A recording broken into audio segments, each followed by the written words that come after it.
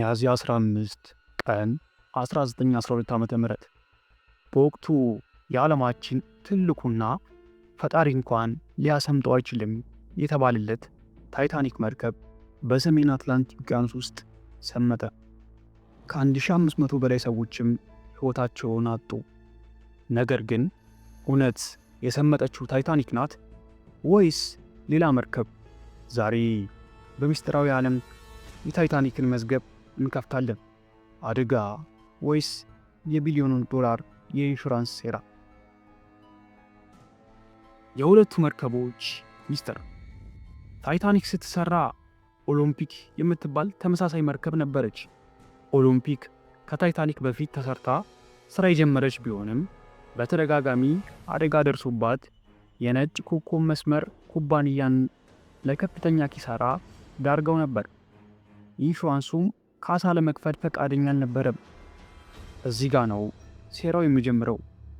ኩባንያው ኪሳራውን ለማካካስ የተበላሸችውን ኦሎምፒክን በታይታኒክ ስም ቀይሮ በማስመጥ የኢንሹራንስ ገንዘብ ለመብላት አቅዶ ነበር የሚሉ መረጃዎች አሉ።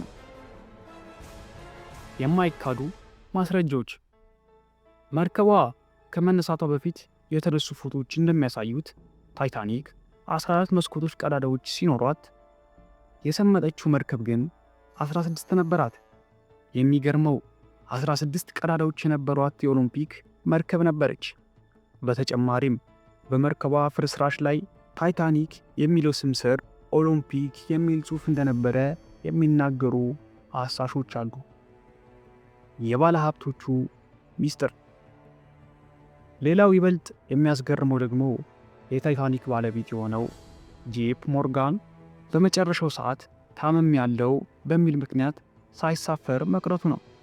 በእሱ ምትክ ግን የእሱ ተቀናቃኝ የሆኑትና የፌዴራል ሪዘርቭ ባንክ እንደሚመሰረት ሲቃወሙ የነበሩ 3 ቢሊዮነሮች መርከቧ ላይ ነበሩ። እነሱም አብረው ሰመጡ። ይህ አጋጣሚ ነው ወይስ የታቀደ ግድያ? ታይታኒክ በእውነት በበረዶ ግግር ተመታ ነው የሰመጠችው ወይስ ለገንዘብና ለስልጣን ሲባል የተደረገ ታላቅ ሴራ? ዛሬም ድረስ የውቅያኖሱ ጥልቀት እውነቱን ደብቆ ይዟል። እናንተስ ምን ይመስላችኋል? አደጋ ወይስ ሴራ?